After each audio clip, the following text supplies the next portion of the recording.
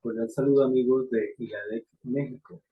ILADEC en este programa con el Centro Universitario Trilingüe en México me ha invitado a compartir unas notas acerca del liderazgo socioeducativo, un tema realmente apasionante.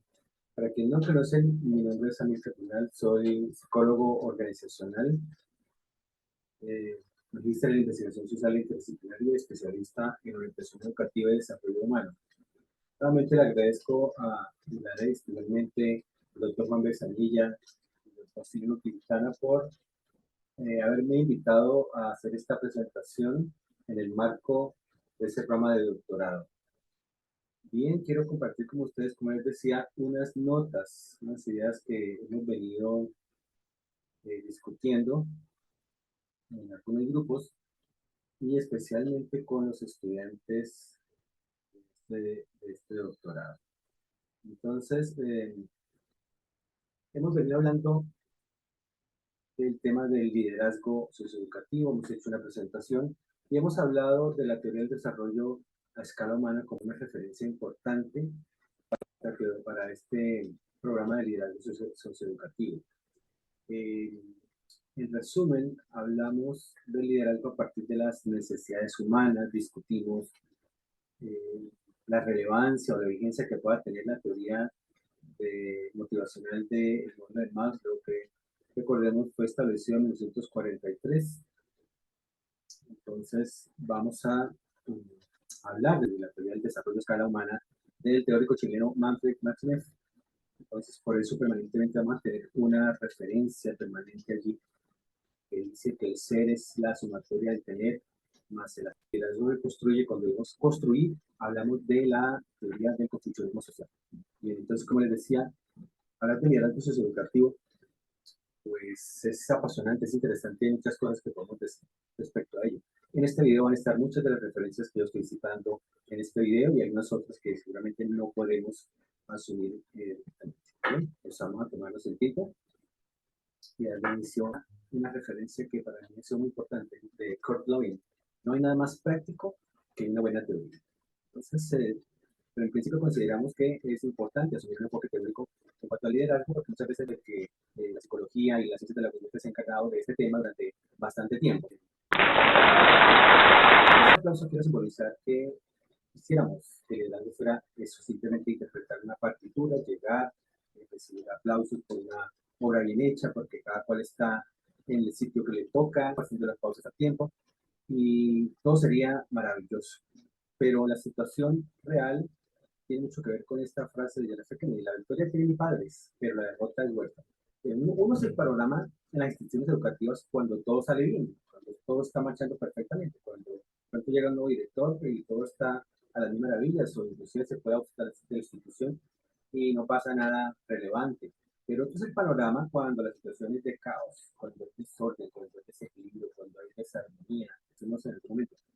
Entonces también esta frase en el timón cuando el mar está en calma, ilustra, estaba funcionando bien, cuando todo va en nada, pero cuando las cosas están manga por hombro, pues allí la cuestión cambia. Entonces, sí, cualquiera puede sostener el timón cuando el mar está en calma. Es bastante diferente esta frase. Vamos a ver algunas frases célebres de algunos políticos norteamericanos que se han referido al liderazgo. En este caso, George Bush habla del liderazgo y dice que para mí significa deber, honor, país, significa carácter y significa escuchar de vez en cuando. Bien, a su derecha está la anotación que vamos a tener permanentemente: ser es igual a tener más estar más estar. Aquí quisiera que hiciéramos énfasis o observáramos en cuál de las tres dimensiones o cuatro dimensiones que referencia Martínez hace énfasis esta frase. Hace énfasis en la dimensión de tener, el hacer o el estar. Vemos que cuando habla de deber, honor, país, se está refiriendo a los valores de vez en cuando. Y escuchar de vez en cuando tiene que ver con la categoría del estar. Entonces creo que combina las dimensiones del ser con la dimensión del estar, según esta frase de George Bush, expresidente. Bien, pasamos del campo de la política a este campo de la ciencia y la tecnología. Steve Jobs en algún momento espera la excelencia, ser un criterio de calidad. Bien, analicemos esta frase rápidamente con estas dimensiones de Manfred, ser, tener, hacer, estar, y vemos que ese tema de calidad está referido aquí como cae dentro de la categoría de ser un criterio de calidad. según Steve Jobs, muy conocido neurólogo. Bien, pasamos a la frase de Albert Schweitzer, un europeo, médico europeo. Habla de que liderazgo, el ejemplo es liderazgo. Dentro de las dimensiones del ser, tener, hacer y estar, podemos hablar del hacer, conductas observables, unos comportamientos que son deseables de imitar. Esa es la concepción de Albert Schweitzer. El ejemplo es liderazgo. Una siguiente afirmación tomada de Colin Powell, general de los Estados Unidos, que también estuvo en el gobierno, dice de la siguiente manera: el liderazgo es resolver problemas en que tú has dejado de liderar. Colin Powell. Bien, creo que claramente se observa aquí que el énfasis que él hace en liderazgo es también cae dentro de la categoría de el hacer. El hacer es resolver problemas. El liderazgo como resolución de problemas, resolución de conflictos.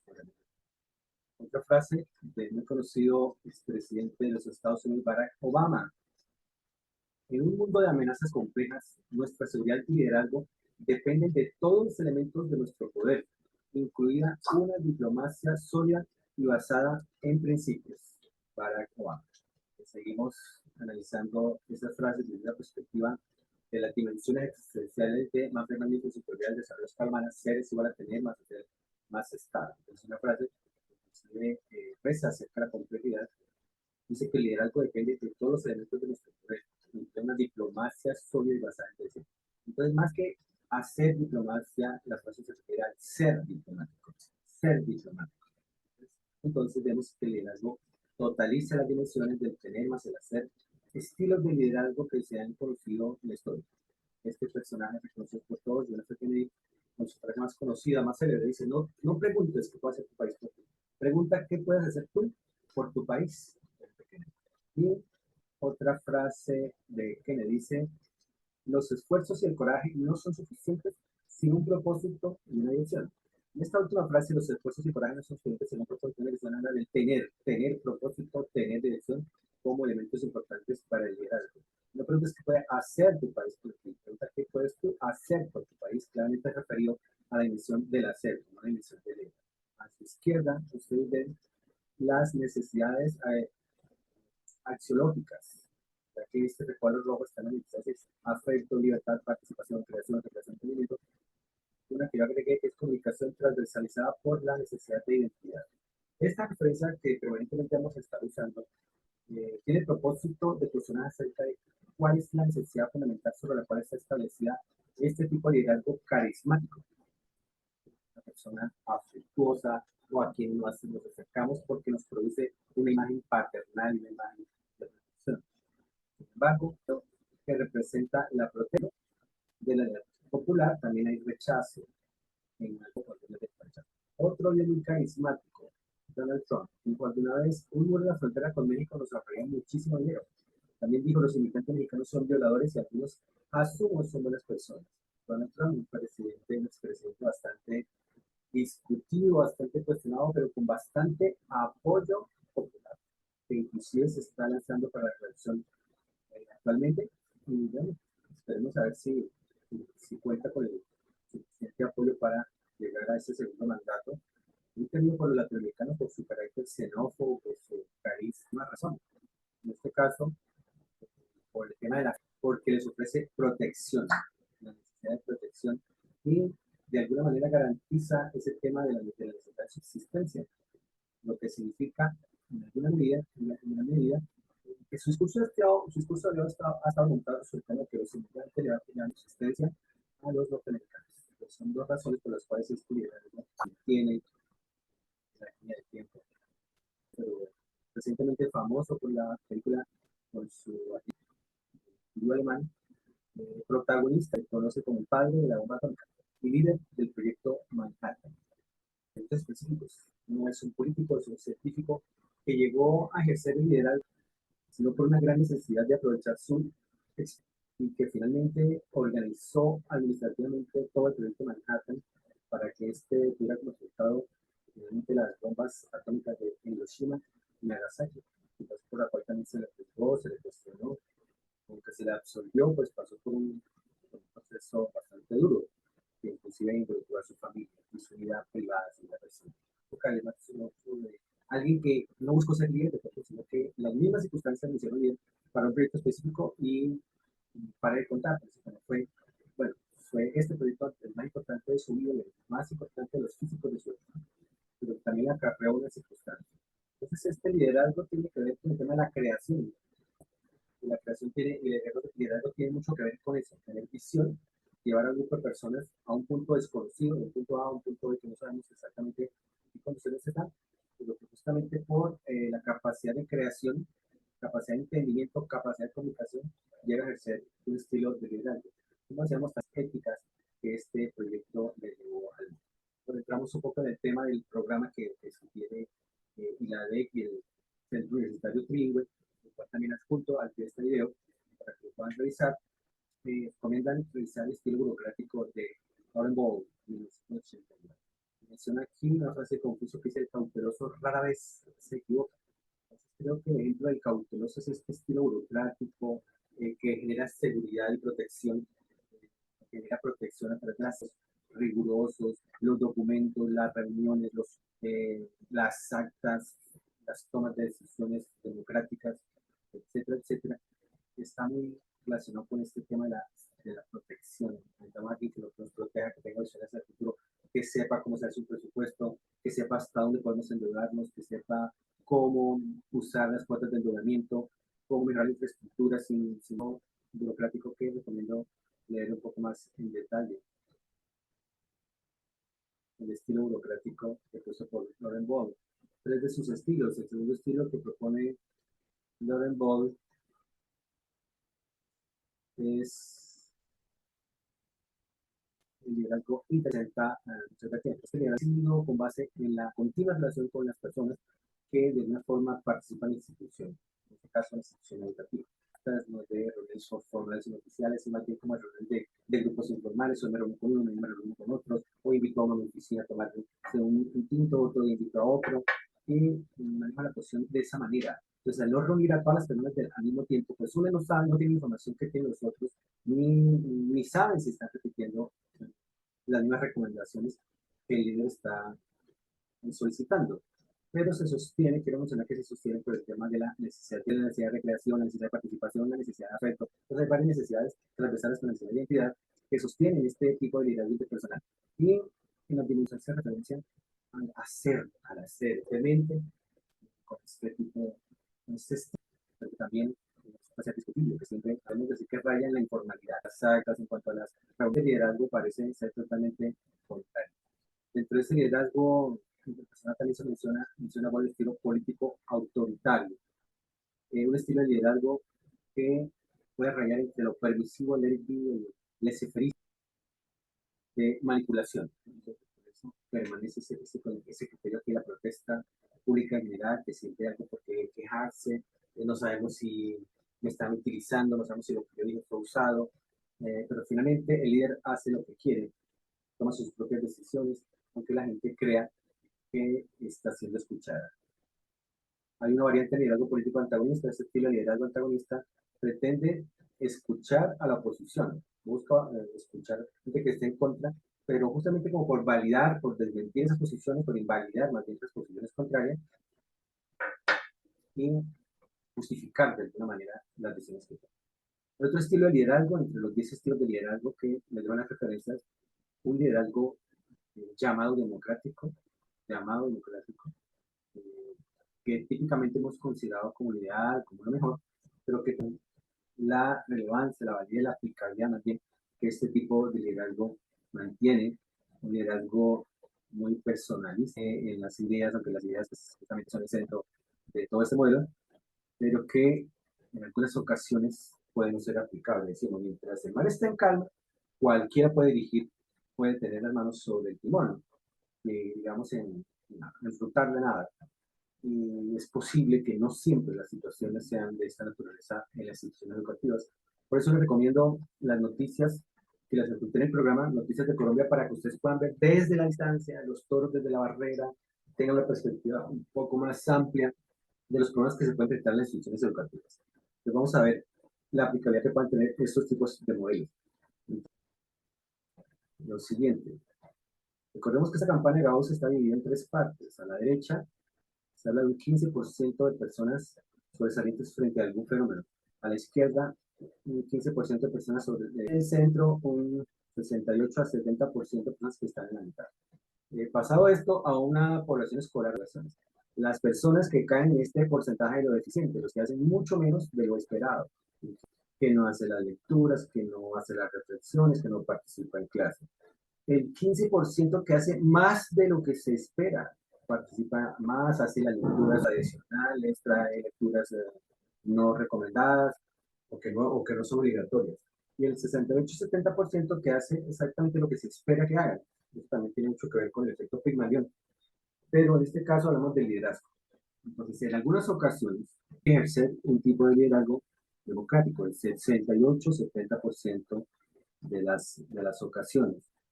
El 15% de situaciones donde se es o se ejerce un liderazgo de tipo autocrático, porque puede que la situación lo amerite. Y un 15% de situaciones donde puede ser más adecuado el liderazgo permisivo o el laissez-fairista, el let it be, digamos que las cosas se hagan como la gente quiera, que pueden ser las situaciones donde el barco está funcionando perfectamente sin que lo haga mayor cosa, solamente con que esté ahí supervisando de situaciones. En este cuadro, en esta diapositiva, trato de resumir el tema del liderazgo con base en unas frases que he seleccionado. Una de ellas dice que el liderazgo es influencia. Cuando hablamos de que el liderazgo es influencia, también entramos a la dimensión ética. Influir cómo, influir para qué, influir haciendo qué, influir teniendo qué, cómo se usa el tiempo, no son aspectos de discusión. Otra frase es el liderazgo, bueno, aquí el liderazgo es influencia, estamos hablando de hacer. Yo tengo que influir, cambiar la opinión de los demás, tengo que hacer algo, tengo que decir algo, que tengo que presentar algún discurso sugestivo. Segundo, el liderazgo es la capacidad de traducir la visión en realidad. Por eso aquí a la izquierda colocamos un visionario. Alguien que está viendo, un líder es alguien que ve una realidad que no existe y que no todos ven, o que no todos ven de la misma manera. El liderazgo es la capacidad de traducir la visión en realidad. Entonces es convencer a un grupo de personas de que es posible llegar al punto B que yo estoy yendo como líder. El liderazgo desbloquea el potencial de las personas para ser mejores. ¿Qué es necesario para llegar a una meta y hacer un liderazgo?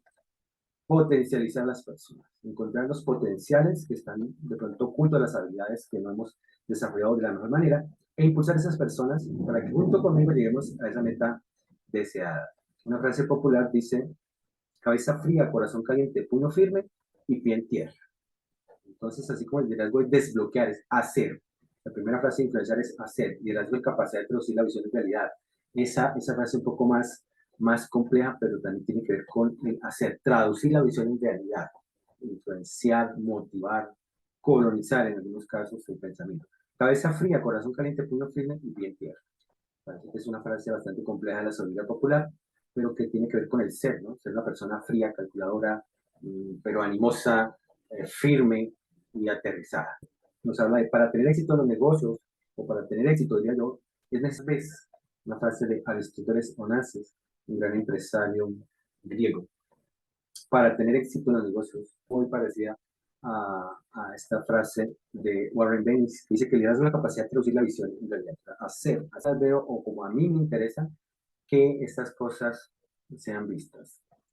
Finalmente, esta frase de Nelson Mandela: es mejor liderar desde atrás y poner a los demás al frente, especialmente cuando celebran la victoria, cuando suceden cosas buenas. Primera parte, estar desde atrás, liderar desde atrás. Entonces, solamente refiere a la dimensión del estar. ¿Dónde debe estar el líder? Atrás. Toma la primera línea cuando hay peligro, entonces la gente apreciará tu liderazgo. Entonces el liderazgo no es algo estático, que yo me quedo atrás esperando a que los demás vayan al frente, sino que a veces debo hacer el cambio, ¿no? Ir al frente o poner la cara, enfrentar la situación, asumir el liderazgo. Mientras otras frases nos hablan hablado del tener, otras nos hablan del hacer, la mayoría nos habla del hacer, esta nos habla del estar. Y voy concluyendo esta parte hablando de la historia bíblica. Los que conocen la historia bíblica, la misión de los 12 espías. La misión de los 12 espías tiene que ver con esto. De Caleb y sus 12 compañeros, que eran un delegado de cada una de las tribus de Israel, fueron a hacer esta exploración en la tierra prometida, en la tierra de Canaán. Vinieron con dos tipos de informes. Josué y Caleb vinieron con una forma de ver las cosas, una tierra que produce leche y miel, una tierra que ha sido bendecida, una tierra que vale la pena ser conquistada. Y los otros 10 dicen, de la misma tierra, en la misma expedición, en las mismas circunstancias, sí, es una tierra muy buena, es una tierra muy fuerte, miren los frutos tan grandes que traemos, pero allá hay gigantes que nos van a devorar, que nos van a destruir, que nos van a derrotar, mientras que José Caleb se mantiene con su idea de que es posible. Entonces son dos formas de ver una situación, una misma situación, y tiene mucho que ver también con la campana de Gauss, los que ven las situaciones desde lo positivo y los que ven las deficiencias. Y de pronto los que están en la mitad. Entonces no sabemos qué habrán dicho estos exploradores. Seguramente dijeron, no, pero ¿para qué vamos a ir allá tan lejos si es tan difícil? Y aquí estamos bien. O no, no vamos a poder tener esas circunstancias. Mientras otros dicen, sí, sí es posible. Si es difícil, para tener en cuenta en el liderazgo socioeducativo. Ya entrando en el tema de la escuela, menciona el tema de la sinergia. La sinergia es un concepto bastante complejo que Manfred Mangin ilustra de una forma muy elemental. La, la sinergia es una forma de satisfacer diferentes o realizar, porque Mangin no habla de satisfacer, sino de realizar varias necesidades al mismo tiempo. Por ejemplo, la leche materna, ejemplo clásico que presenta Mangin. La lactancia, protección, porque genera anticuerpos, la necesidad de afecto, obviamente la necesidad de participación entre la madre y el niño lactante. Entonces, con un mismo satisfactor realizamos varias necesidades. Ese es un trabajo científico. Dicho de otra manera, es unir fuerzas, es trabajar todos para el mismo lado, es unirnos como equipo. La gestión comunitaria, uno, la gestión directiva, creativa, tres, y supuestamente para la gestión académica. Entonces aquí las preguntas que van surgiendo es qué es lo que necesitamos tener para una buena gestión, qué necesitamos hacer, qué necesitamos estar. Y yo aquí les incluyo una pregunta capciosa, una pregunta malintencionada. ¿Es la escuela una institución voraz? Se requiere una entrega total, se requiere una sumisión total a la institución educativa, a la escuela, para alcanzar los logros. Este tema de instituciones voraces se hace referencia a instituciones que piden su fidelidad total, siempre van a pedir un poco más que la milla extra, que el tiempo extra, que trabaje un poquito más, que regale a los estudiantes unas horas extras, ¿por qué no se queda un poco más? Venga el sábado por la mañana a entregar los boletines, venga el domingo a la celebración de la familia. Son algunas frases, algunas instituciones que yo quiero cuestionar. Quiero saber si en la escuela mexicana sucede esto, la institución voraz. Porque yo pienso que entre las instituciones totalitarias y las instituciones voraces, está ahí como en la mitad. Como que a veces sí, como que a veces no. Parece que esto fuera un ejército, parece que esto fuera un batallón, la policía. Alguna directora escuchaba diciendo, no, que hay que obedecer las órdenes o la milicia se acaba, haciendo referencia a que los maestros deben obedecer. Entonces, pues frases tomadas como de las instituciones totalitarias, tipo ejército, tipo internado. Pues por eso quiero que discutamos y ojalá en las notas de este video ustedes coloquen sus ejemplos de que den respuesta a esta pregunta. ¿Es la escuela una institución voraz? Como que busca devorarnos, como que busca más de nosotros, como que busca comernos. ¿Es eso? Las instituciones voraces están definidas como grupos y organizaciones que demandan la adhesión absoluta de su límite dentro de su círculo. Lealtad exclusiva e incondicional. Por eso lo coloco como discusión, no es una afirmación radical. No estoy diciendo que la institución educativa siga siendo una institución voraz o que sea una institución voraz, pero que me parece que es algo interesante. En un capítulo posterior vamos a hablar de este tema de cómo hasta los 90, digamos, siguen utilizando muchos como un instrumento administrativo que nos sirve la filosofía institucional, las fortalezas, las oportunidades, las debilidades y las amenazas, y con base en esto construye una estrategia. Esperamos que esta estrategia nos permita simultáneamente realizar medidas de subsistencia, protección, afecto, libertad, participación, creación, recreación, entendimiento y comunicación, aunque muchas veces no seamos conscientes de que las instituciones educativas o se espera de las instituciones educativas que realicen inclusive esta necesidad de subsistencia y protección. Todos los padres de rendimiento, sino con el sistema de la subsistencia, bueno, esperamos que de alguna forma nos ayuden a conseguir trabajo, nos regalen algo. Instituciones todavía de tipo asistencialista buscan que le regalen ropa usada, que le regalen comida, el almuerzo, el refrigerio, las once, como decimos acá, sean provistas por las instituciones educativas, transformándolas un poco en fundaciones más que en instituciones educativas. Entonces vamos a hablar un poco de ese tema de que para ejercer un liderazgo en el ámbito educativo necesariamente necesitamos hablar de equipos, los principios en los que se fundamenta la nueva escuela mexicana. Y pues obviamente de eso pues saben ustedes mucho más que yo. Y espero que me comenten, que me hagan comentarios acerca de estos principios en los que se fundamenta la nueva escuela mexicana, el fomento de la identidad con México, la responsabilidad ciudadana, la honestidad como comportamiento fundamental para el cumplimiento de la responsabilidad social, la participación en la transformación de la sociedad, la interculturalidad, la promoción de la cultura de la paz, el respeto de la naturaleza y cuidado del medio ambiente. Hacemos este salto aquí porque para ejercer planeación estratégica, que es lo que yo recomiendo, así los esté usando en la actualidad, la gerencia estratégica parte de entender el caso, pues creo que la nueva escuela mexicana, con esta filosofía, pues hace un gran resumen, o con estos planteamientos, cuál es la visión. En la planeación estratégica se habla mucho de la misión y la visión. Entonces aquí está, creo que esta propone la nueva escuela mexicana, fomentar la identidad con México, fomentar la responsabilidad ciudadana, visión y misión, resaltar la honestidad como comportamiento fundamental, de que esto es parte de los principios de las culturas mesoamericanas y americanas en general, o de América del Sur, que tienen que ver con los tres grandes principios éticos. Por eso mencionamos eso cuando hablamos de las tareas del desarrollo de escala humana. No mentir, no robar y no estar ocioso, principios del Imperio Inca. Por ejemplo, la honestidad como comportamiento fundamental para el cumplimiento de la responsabilidad social. La participación en la transformación de la sociedad, un principio filosófico fundamental muy derivado de los ideales de la posmodernidad, de la igualdad, la libertad, la fraternidad, el respeto a la dignidad humana, la promoción de la interculturalidad, ya que México pues, es un país muy intercultural, promoción de la cultura de paz, respeto por la naturaleza y cuidado del medio ambiente. Si yo le cambiara esto, ese título, Principios que se fundamenta la nueva escuela mexicana por nueva escuela colombiana o nueva escuela latinoamericana, creo que la gran mayoría estaríamos muy de acuerdo en que estos son principios filosóficos dignos de imitar. Cualquiera de ellos, fomento de la identidad nacional, responsabilidad ciudadana, honestidad, participación, respeto a la dignidad humana, promoción de la interculturalidad, promoción de la cultura de paz, respeto por naturaleza. Me detengo y con esto voy cerrando. Respeto a la dignidad humana. Qué bueno que los ríos sean sujetos de derechos. Qué bueno que los páramos sean sujetos de derechos. Qué bueno que la naturaleza sea sujeto de derechos. Pero no en todos los países el no nato, el no nacido es sujeto de derecho. Por eso les dejo esta reflexión, porque hay muchas discusiones que tienen que ver con este tema de la filosofía de la educación, principios que yo considero que son dignos de imitar y que espero que ustedes nos sigan, nos permitan discutir, seguir discutiendo, empezar a discutir esos temas de la nueva escuela mexicana y cómo es necesario conocer esta filosofía para poder ejercer un mejor liderazgo socioeducativo. Entonces espero sus comentarios a pie de este video. Muchísimas gracias, amigos. Un saludo desde Bogotá, Colombia. Los apreciamos muchísimo. Reciban un abrazo de parte de Amílcar Brundage.